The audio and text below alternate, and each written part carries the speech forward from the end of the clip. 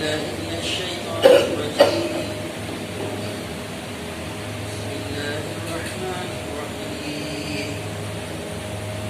وإلى مدين أخاهم شعيبا قال يا قوم اعبدوا الله ما لكم من إله غيره ولا تنقصوا الميزان والميزان إني أراكم بخير وإني أخاف عليكم عذاب يوم مبين.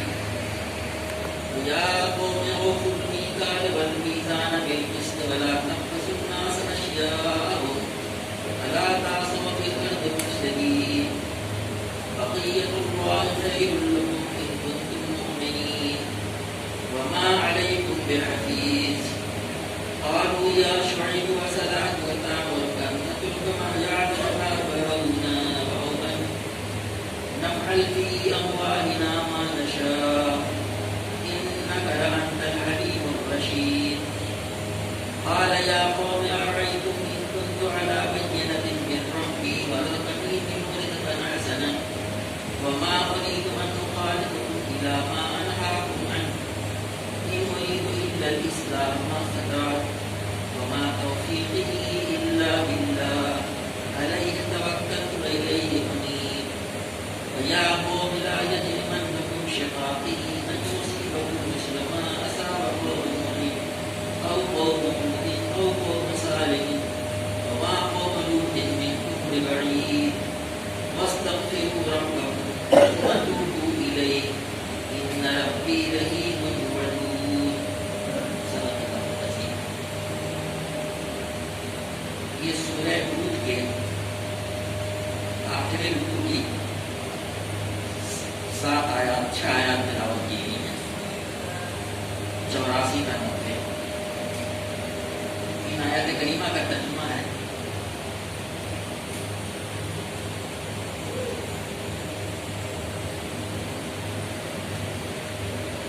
اور مدین والوں کی طرف ہم نے ان کے بھائی شعیب کو بھیجا. اس نے کہا اے میری قوم کے لوگوں اللہ کی بندگی اختیار کرو اس کے سوا تمہارا کوئی خدا نہیں ہے اور ناپ تول میں کمی نہ کیا کرو. آج میں تم کو اچھے حال میں دیکھ رہا ہوں مگر مجھے ڈر ہے کہ کل تم پر ایسا دن آئے گا جس کا عذاب سب کو گھیر لے گا. اور اے برادران قوم ٹھیک ٹھیک انصاف کے ساتھ پورا پورا نہ ہو اور تولو اور لوگوں کو ان کی چیزوں میں گھاٹا نہ دیا کرو اور زمین میں فساد نہ پھیلا دیتے ہو. اللہ کی دی ہوئی بچت تمہارے لیے بہتر ہے اگر تم مومن ہو. اور بہرحال میں تمہارے اوپر کوئی نگرانی کار نہیں. انہوں نے جواب دیا اے شعیب کیا تیری نماز تجھے یہ سکھاتی ہے کہ ہم ان سارے معبودوں کو چھوڑ دیں جن کی پرستش ہمارے باپ دادا کرتے تھے یا یہ کہ ہم اپنے مال کو اپنی منشا کے مطابق صرف کرنے کا اختیار نہ ہو. بس تو ہی تو ایک عالی ضرف اور راستبال آدمی رہ گیا. شعیب نے کہا بھائیو تم خود ہی سوچو اگر میں اپنے رب کی طرف سے ایک کھلی شہادت پڑھتا اور پھر اس نے مجھے اپنے ہاں سے اچھا رزق بھی عطا کیا تو اس کے بعد بھی میں تمہاری گمراہیوں اور حرام خوریوں میں تمہارا شریک حال کیسے ہو سکتا ہوں. اور میں ہرگز نہیں چاہتا کہ میں جن باتوں سے تم کو روکتا ہوں ان کا خود انتخاب کروں. میں تو اصلاح کرنا چاہتا ہوں جہاں تک میرا بس چلے اور یہ جو کچھ میں کرنا چاہتا ہوں اس کا سارا نصاب اللہ کی توفیق پر ہے. اسی پر میں نے بھروسہ کیا اور ہر معاملے میں اسی کی طرف میں رجوع کرتا ہوں. اور اے برادران قوم میرے خلاف تمہاری ہر ٹھنڈی کبھی یہ نوبت نہ پہنچا دے کہ آخر کار تم پر بھی وہی عذاب آ کر رہے جو نوح یا ہود یا صالح علیہ السلام کی قوم پر آیا تھا. اور لوط کی قوم تو تم سے کوئی زیادہ دور بھی نہیں ہے. دیکھو اپنے رب سے معافی مانگو اس کی طرف پلٹ آؤ. بے شک میرا رب رحیم ہے اور اپنی مخلوق سے محبت رکھتا ہے. جیسا بتایا گیا تھا کہ سورہ ہود یہ تو 11ویں سورت ہے مکی سورت ہے اور اس سورت کے تعلق سے بتایا گیا تھا کہ اس میں پچھلی قوموں پر جو عذاب آئے تھے ان کا ذکر کیا گیا ہے اور ان تمام 6 انبیاء کرام کا ذکر ہے جن کی قوم میں بھی عذاب آیا. پچھلی آیتوں میں نوح علیہ السلام کا واقعہ، حضرت ہود علیہ السلام کا واقعہ، صالح علیہ السلام کی قوم کا واقعہ اور لوط علیہ السلام کی قوم کا واقعہ بیان کیا جا چکا ہے. اب اسی زمانی ترتیب حضرت شعیب علیہ السلام کا ذکر 3 آیتوں میں ہے. اس کے لیے کچھ آیتیں اگلی ضرور میں آئیں گے. حضرت شعیب علیہ السلام کے بارے میں آتا ہے کہ یہ حضرت ابراہیم علیہ السلام کی تیسری بیوی کیا نام قطورہ، حضرت قطورہ نام تھا ان کا، ان کی اولاد، ان کے بیٹے تھے حضرت مدین مدیان کی نہیں مدیان نسل آیا ہوا ہے مدیان. ان کی جو نسل چلی تقریباً 4-5 نسل کے بعد یہ اسی میں حضرت شعیب علیہ السلام محفوظ ہوئے تھے. یہ ان کا بھائی بھائی ہے ان قوم. تمام انبیاء کرام دوسری قوموں میں انہی کے قوم سے آتے تھے تاکہ انہی کی قوم انہی کی زبان کو سمجھ کرے اور اتمان حجت ہو جائے. تو یہ نہ کہے کہ ان کی بات سمجھ میں نہیں آتی ہے، یہ ہمارے جنوں کو کیا جانے، ہمارے رسم و رواج کو کیا جانے. انہی کے قوم سے ہوتے تھے، انہی کے بھائی. اس لیے وہ لوگ ہمیشہ ان کو بھائی کر کے بلاتے ہیں، انہی قوم سے ان کے بھائی نظر آئے. انبیاء کرام کی دعوت کی جو بنیاد ہوتی تھی سب سے پہلے توحید، ایک اللہ کی بندگی، صرف پوجا پاٹ کی حد تک نہیں بلکہ زندگی کے تمام معاملات میں اللہ کی بندگی اختیار کی ہے. اور پھر جو معاشرے کی برائیاں ہیں ان پر وہ توجہ کرتے تھے. وہ برائیاں پیدا کیسے ہوتی ہیں؟ توحید سے ہی حالات کے طور پر. جب ایک شخص اللہ تعالیٰ کی توحید پہ قائم نہیں رہتا، ایک اللہ کی بندگی اختیار نہیں کرتا، شرک کرتا ہے، تو پھر اسی کے نتیجے میں وہ خاموشی پیدا ہوتی ہے. پھر وہ طرح طرح کے ظلم اور زیادتیاں کرتا ہے. اس کی مثالیں دوسری قوموں کی طرف کے اشارے میں آ چکی ہیں. حضرت شعیب علیہ السلام کی قوم میں جو کمی تھی جس کا ذکر اس میں کیا گیا ہے، آپ نے ترجمے میں سماعت کیا، نام دور میں کمی اور اسی سے متعلق تمام وہ معاشرتی خرابی جسے اکانومی کا انفلوئنشیل کہہ سکتے ہیں. آج کی پوری دنیا کا فساد کیا ہے آپ سب جانتے ہیں. گھر کے سامان آپ خراب کر دینا، یہ تو یہ شبہ بنا ہوتا ہے کہ کیا اس میں کوئی چیز خالص ہے؟ کچھ بھی نہیں. پانی بھی خالص نہیں ہے، جو پانی ہم واٹر میں لے کے آ رہے ہیں، منرل واٹر سے ہر چیز میں خرابی. ناپ اور تول، ایک ہوتا ہے میجرمنٹ، ایک ہوتا ہے ویٹ، وزن ترازو سے ہوتا ہے. اور میجرمنٹ کی چیز ہوتا ہے پیمانوں سے ہوتا ہے. دودھ کا پیمانہ ہوتا ہے، تیل کا پیمانہ ہوتا ہے، چیز کا پیمانہ ہوتا ہے. کلو میٹرس ہوتے ہیں. آج کل پورے جگہ سینکڑوں ہزاروں پیٹرول پمپ لگے ہوئے ہیں، کلو میٹرس ہوتے ہیں. اس میں میں انجینئرنگ سے تک کا تعبیر رہا ہوں. وہ میجرمنٹ کے اوپر میں انٹرنیشنل کانفرنسز ہوتی ہیں. اس سلسلے میں کیا کچھ کیا جائے تاکہ میجرمنٹ کچھ صحیح ہو. کیونکہ 0.1% کی بھی کمی بیشی کی وجہ سے یہ بات اتنے زیادہ ڈیلنگز ہوتی ہیں کہ کروڑوں میں پہنچ جائے. اس کا اتنا امپورٹینس ہوتی ہے حکومتوں کے لیے بھی. اس چیز میں وہ لوگ ملوث تھے اور اس کے ساتھ اتنی ضابطیاں ہوتی ہیں، آپ اندازہ لگا سکتے ہیں. ہم سب اسے جڑ رہے ہیں. اسی کی طرف اس میں اشارہ کیا گیا. یہ قوم آباد کہاں تھی؟ یہ بھی عرب قوم تھی. اور یہ جو آج موجودہ دور کے سعودی عرب میں جو شاہراہ جو روڈ جاتا ہے وہ بہت قدیم ہے. وہ مکے سے ہوتا ہوا، یمن سے ہوتا ہوا شمال کی طرف جاتا تھا، سیریا جارڈن ہوتا ہوا. ایک دوسری شاہراہ وہ ہوتی تھی جو مشرق سے مغرب جاتی تھی، یعنی عراق سے اور مصر کی طرف جاتی تھی. یہ متمدن قومیں ہوتی. تو یہ جو جگہ تھی یہ ایک جنکشن تھا جسے مدین کہا گیا ہے. وہاں پہ جگہ آج کل کے جغرافیے سے اس کا تعلق اس چیز سے ہوگا کہ آپ نے سینائی کا پیننسولا آپ جانتے ہیں، جزیرہ نما سینائی، اس کا مشرقی علاقہ اور تبوک سے تبا شمال میں جارڈن کے سڑکوں سے لگا وہ علاقہ مدیان کا علاقہ کہا جاتا ہے. مدین کا علاقہ وہاں کے رہنے والے لوگ تھے. سورہ شعراء میں ان کو اصحاب الایکہ کہا گیا ہے. اس کے بارے میں لوگوں نے کہا کہ ایکہ جو ہے گھنے درخت کو کہتے ہیں جو ان کے اندر شرک آیا تھا اس کو پوجنے کے لگے تھے. تو شعیب علیہ السلام ان کی ترغیب کو پوچھ لیے گئے تھے یا وہی لوگ جو بہت بڑی ایریا میں پھیلے ہوں گے اور اصحاب الایکہ نہیں کہا گیا. تو اسی کی طرف یہاں پہ اشارہ کیا گیا ہے. یہ وقت کب رہا ہوگا؟ اس سلسلے میں 2 قسم کی باتیں کہی جاتی ہیں. حضرت ابراہیم علیہ السلام کے کزن حضرت لوط علیہ السلام اس کے بارے میں پچھلے ہفتے بات آ چکی ہے. ان کا زمانہ 2000 قبل مسیح ہے، یعنی آج سے 4000 سال پہلے. حضرت موسیٰ علیہ السلام کا زمانہ تقریباً 13-14 صدی پہلے کا ہے قبل مسیح کا. یعنی حضرت ابراہیم السلام سے 600-700 سال بعد تک. تو ایک اور آپ نے سنا ہوگا کہ موسیٰ علیہ السلام جب فرعون کے سے نجات پا کر کے اور جب ادھر ہجرت کیے تو ایک جگہ آپ کو بنا ملے تو جو ان کے خسر تھے ان کا نام حضرت شعیب کہا ہے لوگوں نے. لیکن اس پہ لوگوں کو تردد ہے. یہ حضرت شعیب وہ نہیں ہے جن حضرت شعیب کا ذکر یہاں ہے، کیونکہ ان کا زمانہ جو ہے حضرت ابراہیم علیہ السلام سے تقریباً 5-6 جنریشن کا ہوگا، یعنی زیادہ سے زیادہ 100-150 یا 200 سال کا ہوگا. اس لیے یہ شعیب حضرت علیہ السلام وہ نہیں ہے. بہرحال بات اس سے خدا کا فرق نہیں پڑتی اور اس کی اس سے بھی وہ اس طرح شرح ملتا ہے کہ جس میں آپ نے ترجمے میں سنا ہوگا کہا گیا تھا کہ اور قوم لوط تو تم سے کچھ قریب بہت دور نہیں ہے. تو اس دوری سے کیا مطلب ہے؟ ایک زمانی دوری، ایک مکانی دوری. یعنی ملین سے یہ جارڈن کا علاقہ بحیرہ کا علاقہ جو ہے بہت قریب ہے، 200-250 میل ہوگا، اور وقت کے لحاظ سے دیکھا جائے تو 100-150 سال 200 سال ہوگا یہ.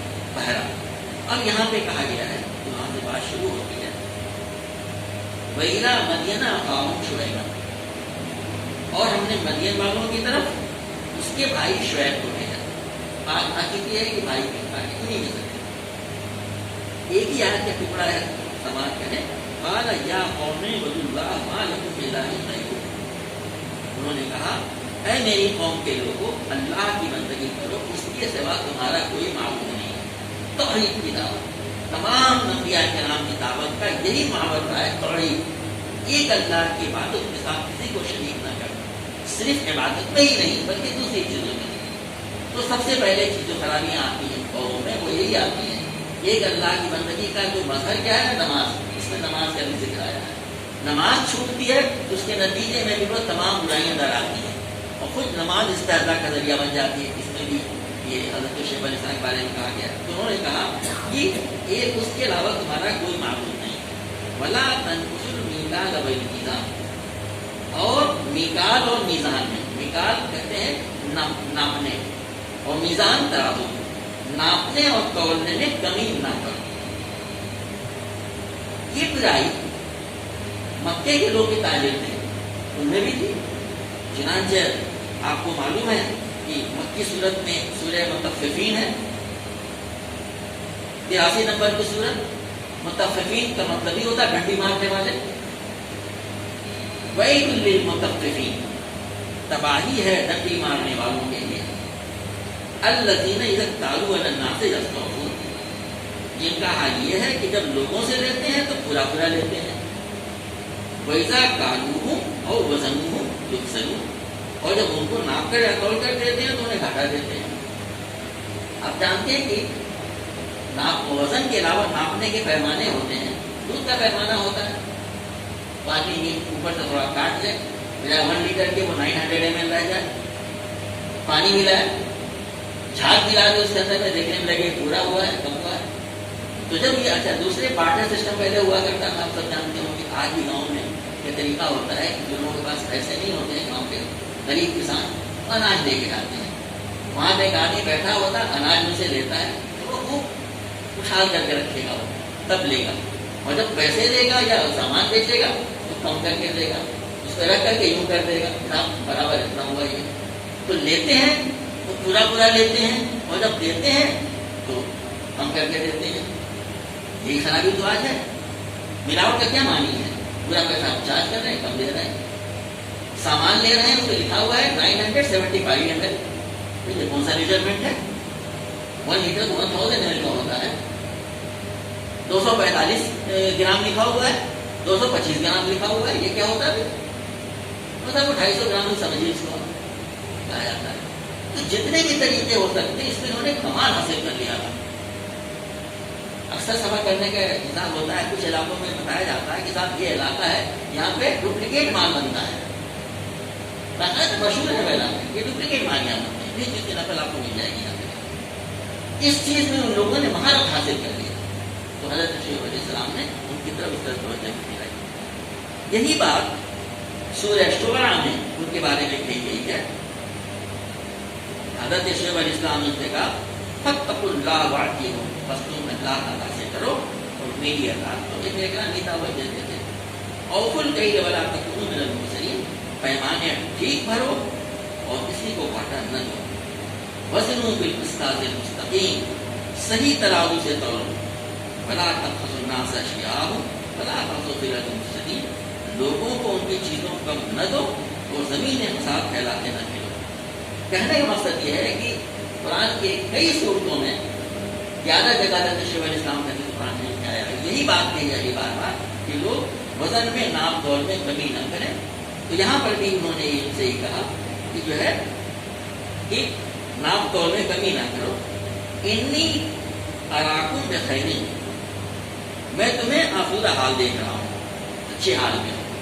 یعنی کھاتے پیتے لوگ تھے, وہ پراسپرس تھے, وہ بزنس چل رہا تھا, ظاہر ہے کہ لوٹ مار ایسے ہوگی تو بزنس تو چل ہی رہا ہوگا. تو آپ نے کہا کہ تم پراسپرس ہو, تم مبارک میں تمہیں خیر میں دیکھ رہا ہوں. اللہ تعالیٰ جب خیر دے کسی کو, پیسے دے, مال دے, تو اس کا نتیجہ یہ ہونا چاہیے, اس کا مطالبہ یہ کہ اس کے اندر شکر کا جذبہ پیدا ہو.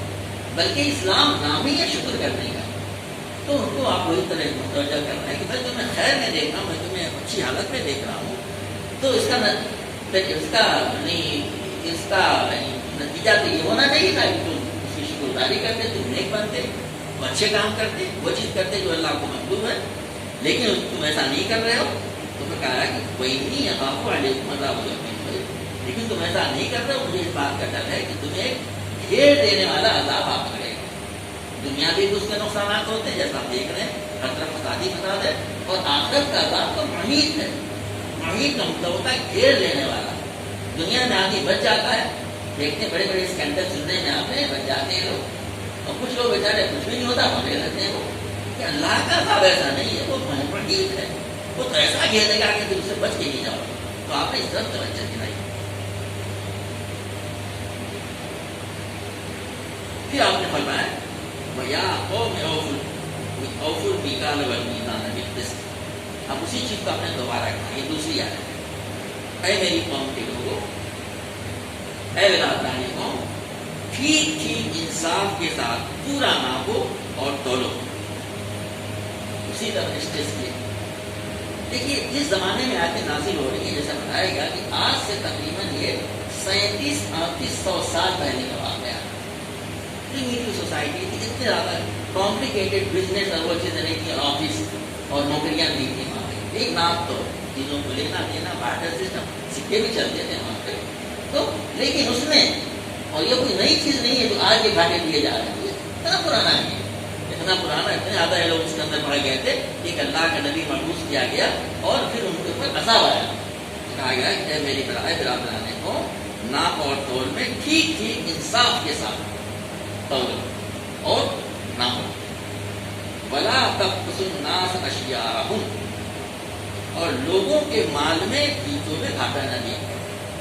دیکھیے ایک دوسری آیت کے ٹکڑے کا مطلب یہ ہے کہ اس کے معنی میں کچھ وسعت ہے. اگر بات سے یہ کہنا ہوتا ہے کہ لوگوں کو پورا پورا دو, تو بات تو کہی جا چکی ہے. أَوْفُوا الْمِكْيَالَ وَالْمِيزَانَ بِالْقِسْطِ. أَوْفُوا الْمِكْيَالَ وَالْمِيزَانَ بِالْقِسْطِ, کہ جو ہے لوگوں کو ٹھیک ٹھیک انصاف کے ساتھ پورا پڑھنا ہو. پھر کہا گیا وَلَا تَبْخَسُوا النَّاسَ أَشْيَاءَهُمْ, اور لوگوں کے چیزوں میں گھاٹا نہ دیا کرو. مفسرین کہتے ہیں اس میں وہ تمام چیزیں آ گئی جس میں ہم کوئی چیز لین دین کرتے ہیں, کسی چیز کے بدلے میں کچھ دیتے ہیں. اب ہم یہاں لوگ بیٹھے ہوئے ہیں, شادی اس میں ایسا کوئی شخص ہو جو تجارت کرتا ہوں, اس میں سے بیٹھ کر کے ناشتہ کرتا ہوں, لیکن ہم کچھ دوسرے پروفیشن کرتے ہیں. ہم کسی آفس میں کام کر رہے ہیں, ہم پڑھا رہے ہیں, ہم کوئی کانٹریکٹ لیے ہوئے ہیں, ہم کیا کچھ کر رہے ہیں. ہر جگہ جو ہے اس میں انصاف سے کام لینا, گھاٹا نہ دینا. جس چیز کا کانٹریکٹ لیا گیا ہے, ہم نے پڑھایا ہے, اس کے لیے کانٹریکٹ سائن کرتے ہیں, اور آپ جیسا لے لیجیے. اس کا کتنا اس کا خیال کرتے ہیں. آپ کوئی دوسری جب آفس میں کام, آج ہی اتفاق ہوا مجھے 1.5 گھنٹے ایک آفس میں دوڑنے کا, تنگ آ گیا بالکل, تب جا کے ایک آدمی گرا, وہ کام کتنا ہوا گیا. تو یہ دن کے 11:30 بجے کا وقت ہے. یہ حال ہمارا ہو گیا گورنمنٹ آفس میں. 1 گھنٹے پورے دوڑتا رہا ہے, تو بتانے والا نہیں. وہاں پر بھی کہا گیا تب تم پیسے پورے دے رہے ہو, تو کام کر رہے ہو. تو جتنے بھی طریقے ہو سکتے ہیں لوگوں کو چیزوں میں کمی کرنا, کہا گیا ہے، دوسرے روز تفسیر میں کہا ہے کہ کسی چیز میں بھی جو ہے کمی نہ کی جائے، جو جس کا حق ہو اس کو دیا جائے. یہ معروف ہے، دنیا میں ہمیشہ سے اس کو اچھی چیز سمجھا جاتا رہا ہے. چنانچہ تمام انبیاء کرام عدل اور قسط کی بات کرتے رہے. میں آج ہی پڑھ رہا تھا تو بتایا گیا تھا کہ عیسیٰ علیہ السلام سے بھی بہت پہلے ارسطو اور افلاطون کا نام سنا ہوگا آپ نے، پلیٹو اور ایرسٹاٹل، انہوں نے کہا ہے کہ جسٹس جو ہے وہ ماسٹر ورچو ہے. اسی ورچو سے تمام ورچو نکلتی ہے. اور یہ ورچو کیا ہے کہ لوگوں کو ان کے حقوق ادا کیے جائیں جتنا اس کا ڈیل ہو. کہنے کی تمام اچھائیوں کی جڑ ہے یہ. اور یہی وجہ ہے کہ آج جمعے کا دن تھا، ایسا کوئی خطبہ نہیں ہوگا جس میں یہ آیت نہ پڑھی گئی ہو سورہ نحل کی، ان اللہ یامر بالعدل والاحسان وایتاء ذی القربى وینہی عن الفحشاء والمنکر والبغی یعظکم لعلکم تذکرون. اللہ تمہیں حکم دیتا ہے عدل اور انصاف اور صلہ رحمی کا. عدل اتنی بڑی چیز ہے، آج یہ غائب ہو گیا معاشرے سے. اور اللہ تعالیٰ کے فضل اور اللہ تعالیٰ کی رحمت کی امید لگا رکھے ہوں. یہی ان پہ کہا جا رہا ہے کہ ولا تقسم الناس اشیاء ولا تعثوا فی الارض مفسدین. اللہ کی زمین میں فساد برپا کرتے نہ پھیلاتے نہ کرو. تم کو خیر پھیلانے والا ہونا چاہیے، اس کے ذریعے فساد پیدا ہوتا ہے. کیا دنیا میں فساد برپا نہیں ہے؟ بے چینی بے اطمینانی نہیں پائی جا رہی ہے؟ اسی کو کہا جا رہا ہے بقیت اللہ خیر لکم ان کنتم مؤمنین. اس میں چھوٹی سی آیت میں بڑی معنی خیز بات لکھی گئی ہے. ان کنتم مؤمنین، تم کو مومن کہا گیا. اگر تم مومن ہو تو مسلمان سے بگڑے ہوئے جیسے ہمارے یاد کریں تو بقیت اللہ خیر لکم. اللہ کی طرف سے جو بچہ اللہ نے کہا بقیت اللہ. آپ کسی سے بات کیجیے بزنس کرنے والوں سے، کنٹریکٹ کرنے والوں سے، حساب ایمانداری کرتے چلے گا نہیں. وہ بھی کہتے ہیں تاکہ اللہ کی طرف سے جو بچ جائے حلال طریقے سے، وہ ان کا حلال رزق وہ خیر ہے تمہارے لیے. ہو سکتا ہے اس ریس میں تم بہت تیز نہ بڑھ سکو، بے ایمانی سے، جھوٹ بول کے، فریب سے، ملاوٹ سے اتنا زیادہ جو لوگ کما رہے ہیں ایمانداری سے کمانے کا اتنا نہ بھی رہے. یہ اللہ تعالیٰ کہہ رہا ہے بقیت اللہ خیر لکم. اگر تم مومن ہو تو تمہارا ایمان ہونا یہ چاہیے کہ یہ خیر ہے، یہی اچھا ہے، کیا تھوڑا ہے وہ جو حلال ہے. دنیا میں بھی اس کے فائدے ہیں اور آخرت میں بھی اس کے فائدے ہیں. اور ایسا نہیں اگر ہے تو بظاہر دنیا میں لوگ خوب کما لیں، خوب پیسے پٹرول لیں، اوور نائٹ کروڑ پتی ہو جائے، لیکن دنیا میں بھی بد فساد ہے اور آخرت میں ہمیشہ ہمیشہ کے جہنم کا سبب. اسی لیے کہا گیا ہے کہ جو ہے وہ اللہ کی طرف سے جو تمہارے لیے رزق ہے وہ تمہارے لیے بہتر ہے. اور اگر تم مومن ہو، پھر کہا وما انا علیکم بحفیظ. میں یہ جو باتیں تم سے کہہ رہا ہوں تو اس میں جو ہے تمہاری خیر اور بھلائی کے لیے کہہ رہا ہوں. کوئی زور زبردستی نہیں ہے، سمجھو گے تو اپنا فائدہ اٹھاؤ گے. میں تمہارے اوپر کوئی نگرانی کام نہیں. یہ بات جو ہے صاف صاف آنا ہے. اب جو کیا ریئیکشن ہوتا ہے قوم کا، قالوا یا شعیب اصلاتک تأمرک ان نترک ما یعبد آباؤنا او ان نفعل فی اموالنا ما نشاء.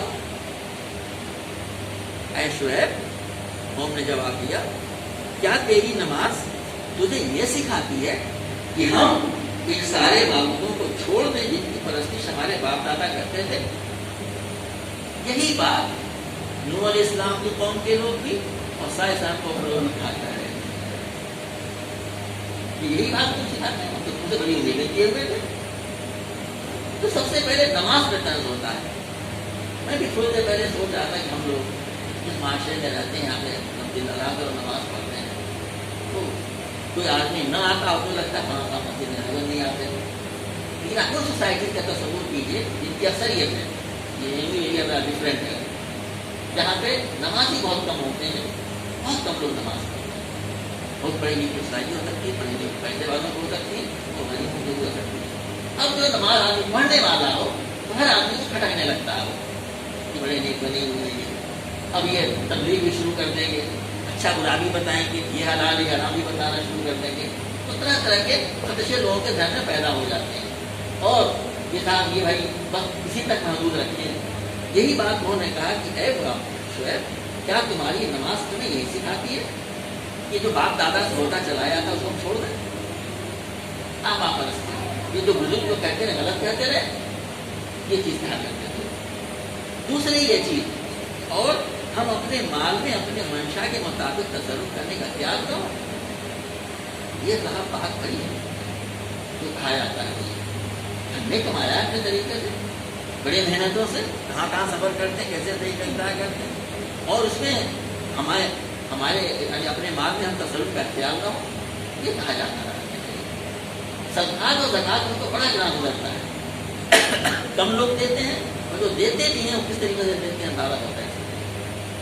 ان کا یہ کہنا تھا کہ ہم وہ چھوڑ دیں جو ہمارے باپ دادا کرتے ہیں تو وہ لوگ ہوتا چلا آیا ہے، اور ہم کیا اپنے مال کی اس طرح سے خرچ نہ کریں جیسا ہم چاہیں۔ آپ بتائیں گے ہمیں کیا کریں کیا نہ کریں، یہ کہ سیپریٹ نماز تک موجود رہے، باقی دنیا میں ہم آگاہ۔ اس کا بھی مطالعہ ہمیں عام طور سے ہوتا ہے دیکھنے میں کہ لوگوں کو دینداری بھی ہوتی ہے اور ساتھ میں تمام چیزیں کی جاتی ہیں جس کے بارے میں کہا جائے گا ایسا چلے گا نہیں اگر ہم یہ نہ کریں۔ تو یہاں پر بھی انہوں نے اسی کوشش کی کیا جو ہے یہ ہمیں اس میں اختیار نہ ہو، ہمیں منشا کے مطابق ہم خرچ کریں، یہ کوئی نئی بات نہیں ہے۔ اسلام کا مطالبہ کیا ہے؟ اللہ تعالیٰ کی بندگی پوری زندگی میں ہونی چاہیے، مسجد میں بھی مسجد کے باہر بھی، ہماری معاشرت کیسی، ہماری معیشت کیسی، ہماری سیاست کیسی ہو، اور ہمارے دوسرے تمام شعبے کیسے، تمام کے تمام ایک اللہ کی مطابق ہونے چاہیے، اسی میں معاشرت بھی شامل ہے۔ انک لانت الحلیم الرشید، کیا تم ہی ایک عالی ظرف اور آسمان عالی نہ گرا ہے؟ یہ تنزیہ اللہ کا ہے، بس یہ عابر نقشے میں بنے ہوئے ہیں، ہر چیز میں رائے دیتے بتاتے پھرے ہیں، کیا ایسا نہیں ہوتا ہے؟ یہ آپ لوگوں کو بتائیے، لوگوں کو اس میں متنوع کریں، کسی اچھے سے جوابات کو دیے جاتے ہیں۔ قال یا قوم ارأیتم ان کنت علی بینۃ من ربی ورزقنی منہ رزقا حسنا، شعیب نے کہا بھائیو تم خود ہی سوچو، اگر میں اپنے رب کی طرف سے ایک کھلی شہادت پر تھا اور پھر اس نے مجھے اپنے ہاتھ سے اچھا رزق عطا کیا، کوئی بریکٹ میں لکھا تو کیا پھر میں اسی طرف کی حرام خوریوں میں شامل ہو جاؤں؟ یہ تقریباً بات وہی ہے حضرت نوح علیہ السلام اور حضرت علیہ السلام نے کہی کہ میں پہلے سے بھی اپنے نفس میں غور کرتا تھا اور کائنات پہ غور کرتا تھا، تو اسی میں رائے حق پہ تھا، اللہ تعالیٰ نے مجھے رزق بھی دیا۔ وہ رزق کیا ہے؟ وہ رزق جو ہے وہ اللہ کی طرف سے وہ ہدایت وہ نبوت۔ کچھ وقت اس کے معنی یہ نہیں ہے کہ رزق کیا گیا ہے، اس رزق سے مراد رزق ہی ہے تو کھانا پینا اور ہم جسے کہتے ہیں کہ اس سے اندازہ ہوتا ہے کہ حسین کہہ رہے ہیں حضرت شعیب علیہ السلام کی ایک چھوٹی موٹی تجارت کرتے ہیں، اور اس میں وہ تجارت پیشہ تھا، وہ بھی تجارت کرتے تھے، صحابہ کرام تجارت کرتے تھے، اس تجارت میں آپ انہیں چیزوں کو اپناتے تھے جو صحیح ہوتا ہے اور حق ہے، جو اللہ جو اسلام کو پسندیدہ ہے۔ حضرت محمد صلی اللہ علیہ وسلم کے بارے میں ہم جانتے ہیں کہ نبوت کے پہلے آپ تاجر تھے، اور بہترین تاجر، ایماندار ترین تاجر، صادق اور امین آپ کا خطاب دیا گیا ہوا تھا، تو یہاں پہ بھی ان کے بارے میں کہا گیا ہے کہ وما اريد ان اخالفكم الى ما انهاكم عنه، تو کیا میں ہرگز یہ نہیں چاہتا کہ جن باتوں سے میں تم کو روکتا ہوں ان کا خود ارتکاب کروں، میں تو صرف اصلاح چاہتا ہوں۔ تو وہ کہنا یہ چاہ رہے ہیں، وہ لوگ کہتے ہوں گے کہ صاحب آپ ہمیں طرح کی چیزیں بتاتے ہیں، کسی نے شاید یہ اعتراض کیا ہو، محسنین نے کہا ہے اچھا ہم کو تو نیکی کی تعلیم دے رہے ہیں، اب تو یہی کام کریں گے، ایسا بھی کچھ لوگوں نے کہا ہے کہ ایسا تو نہیں ہو سکتا کہ میں کسی بات کی تعلیم تم کو دوں اور وہی کام میں کرنے لگوں، ایسا نہیں ہو سکتا، ایسا نہیں کروں گا، میں تو جہاں تک میری استطاعت ہے اللہ نے دی ہے میں اصلاح کا کام کرتا رہوں گا، تم کو نیکی خیر کی طرف بلاتا رہوں گا، اس کی طرف میں معمول ہوں۔ وما توفیق الا باللہ، اور یہ بات اللہ کی توفیق مدد ہے، یہ کام ہے کتنا کر سکتا ہے، علیہ توکلت والیہ انیب، اور میں اسی پہ توکل کرتا ہوں اور میں اسی طرح رجوع کرتا ہوں۔ یہ ایک نبی کے ذریعے بات کہی جا رہی ہے، اور یہی رویہ ہر مسلمان کا ہونا چاہیے، اور ہر مسلمان کی ذمہ داری ہے دعویٰ ڈالنا، یہ اللہ کی توکل، اللہ کے بھروسے جو کام کرتا ہے، اصلاح کا کام کرتا ہے، لوگوں کے ان تان و تشریح کی پرواہ نہ کریں۔ اب آخر میں فرمایا جا رہا ہے یا قوم لا یجرمنکم شقاقی ان یصیبکم مثل ما اصاب قوم نوح او قوم ہود او قوم صالح، اے میری قوم کے لوگوں، کہیں تمہاری ہر دھرمی میرے خلاف تمہیں اس نوبت تک نہ پہنچا دے تو تم کو بھی وہی مصیبت گھیر لے جس کے پہلے کی قوموں پہ آ چکا ہے۔ اتنے سارے دلائل دینے کے بعد اگر آدمی نہیں سن رہا ہے، اس کا مطلب یہی تو ہوا کہ ہر دھرمی کر رہا ہے، ہر دھرمی ہوتی ہی انہوں نے کہا کہ شیطانی میرے خلاف تمہاری ضد تمہیں اس نوبت تک نہ پہنچا دے کہ تم پر بھی وہی مصیبتیں آ جائیں اس کے پہلے قومیں بھی آ چکے ہیں جنہوں نے اللہ کے رسول کی مخالفت کی تھی۔ تاکہ وہ کون کون قوم کا حوالہ دیا گیا، قوم نوح، قوم ہود، قوم صالح بھی میں نے ذکر کیا کسی صورت کی طرف کا۔ ان قوموں کے ساتھ جو واقعہ آیا جنہوں نے اپنے انبیاء کی بات نہیں مانی، ان پر مصیبت آئی، ان پہ عذاب آیا، وہ قومیں تباہ ہو گئی۔ کہیں ایسا نہ ہو کہ تم میری ضد میں اسی کو تم دعوت دے پائے۔ وما قوم لوط منکم ببعید، اور جہاں تک قوم لوط کا معاملہ ہے وہ تو تم سے کچھ زیادہ دور بھی نہیں ہے۔ جیسا میں نے کہا کہ لوط علیہ السلام کا واقعہ اس سے پہلے آ چکا ہے، تقریباً 150-200 سال پہلے کا واقعہ بنتا ہے زیادہ سے زیادہ، تو سب کی میموری میں آتا رہا ہوگا یہ، اور وہ کچھ دور بھی نہیں ہے، 200-250 میل کی دوری پہ وہاں سے موجود ہے۔ آج کی تاریخ میں دیکھا جا سکتا ہے، وہ اس کی طرف حوالہ کرتے ہیں تیرے قوم کے لوگوں، ایسا نہ کرو، جب دھرمی سے بات آ جاؤ۔ اس کے بعد سے نبی کے بات کیا ہوتی ہے، وَاسْتَغْفِرُوا رَبَّكُمْ ثُمَّ تُوبُوا إِلَيْهِ، استغفار کرو، اللہ سے معافی مانگو، جو کچھ اب تک تم کرتے رہے ہو اس سے تم باز آ جاؤ، اپنے گناہوں کا اعتراف کر کے اللہ سے معافی چاہو، وَتُوبُوا إِلَيْهِ، اس کی طرف پلٹو۔ یاد رکھیے توبہ کی کم سے کم 2 شرطیں ہیں، استغفار اور رجوع۔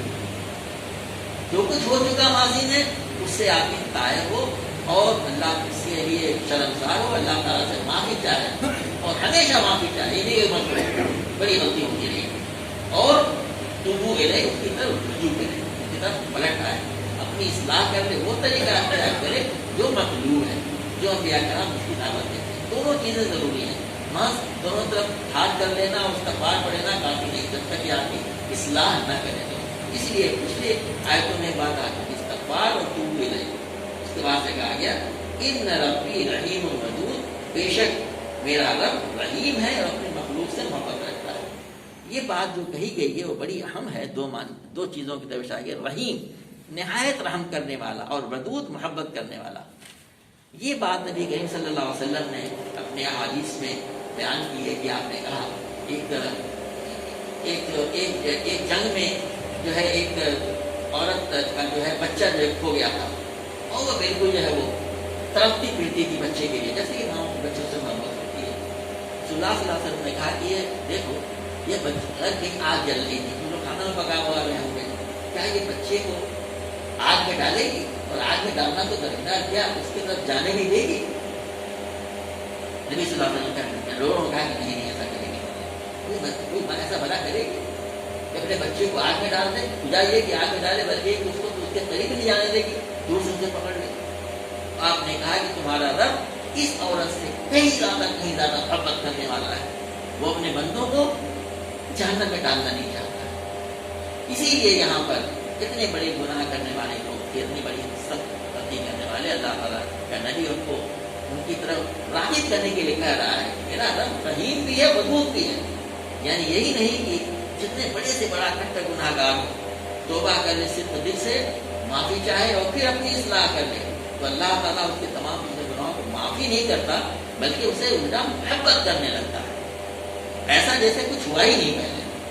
اس کا ودود تذکر کیا گیا کہ آدمی اسے مایوس نہ ہو۔ انبیاء کرام علیہ السلام اسی طرح لوگوں کو متوجہ کرتے ہیں کہ لوگ استغفار کریں اور پلٹ آئیں۔ پلٹنے کا دروازہ ہمیشہ کے لیے کھلا ہوا ہے، اللہ تعالیٰ کی طرف سے کے لیے کھلا ہوا ہے۔ میرے بزرگوں دوستوں، اس میں مخاطب اس وقت کی مسلمان قوم، نبی کریم صلی اللہ علیہ وسلم کے زمانے مبارک سے قرآن پاک میں یہ بات کہی گئی، قیامت تک کے لیے درج ہے۔ ہم اس کے مقبرات کو پڑھ رہے ہیں، یہ تاریخ کی باتیں نہیں ہیں۔ آگے قومیں جب یہ کام کرتی ہے تو اللہ کا اثر ہوتا ہے، کوئی قوم یہ کام کرے گی تو ہم مسلمانوں کو بھی اس طرح متوجہ ہونا چاہیے کہ جو ہے کہ وزن میں اور پیمانے میں ایمانداری کا برتنا اور تمام معاملوں میں، جیسا میں نے بھی قرآن کی ایک آیت کا آپ سے حوالہ کیا تھا، عدل و انصاف کا، اس طرح متوجہ ہونا. کوئی تو بات ہے کہ خطبے میں اس کو ہمیشہ کے لیے کر دیا گیا ہے، ہر جمعے کو سنایا جاتا ہے. بدقسمتی سے کوئی نہیں سمجھتا کہ کیا بات کہی گئی ہے، اس وقت نیند آ رہی ہوتی ہے. ہر انسان کو قائم کرنے والے نہ جائے. دیکھیں گے کہ اللہ تبارک و تعالیٰ جو ہے کی رحمتوں کی دنیا میں نازل فرمائے گا اور آخرت میں ہمیشہ ہمیشہ کی جو کامیابی ہے اسے. یہ بات مسلمانوں کو بھی بتانی چاہیے، ہمیں سب سے پہلے سمجھنی چاہیے، اور یہ بات برادران وطن کو بتانی چاہیے. یاد رکھیے 80% آبادی اس ملک کی ہمارے بارے میں غلط فہمی نہیں بلکہ شدید غلط فہمی کا شکار ہے، اور یہ میڈیا اور یہ تمام ذرائع اس میں معاون بن رہے ہیں اور ہمارے عمل کو بھی دیکھ رہے ہیں. تو ہماری ذمہ داری دوہری بن جاتی ہے. قرآن پاک کو ہم پڑھیں، اس کو سمجھیں، اس پر عمل کریں، دوسرے مسلمانوں کو متوجہ کریں، نماز کی طرف بھی متوجہ کریں، قرآن کی طرف متوجہ کریں، اور اعمال صالحہ جو قرآن و حدیث میں متوجہ ہیں اس کی طرف متوجہ کریں، اور برادران وطن کو بھی دعوت دیں اور ان کی غلط فہمیوں کو دور کریں. اللہ تبارک و تعالیٰ ہمیں اس بات کو ربنا لا تزغ قلوبنا بعد إذ هديتنا اللهم إنا نسألك اللهم حبب إيماننا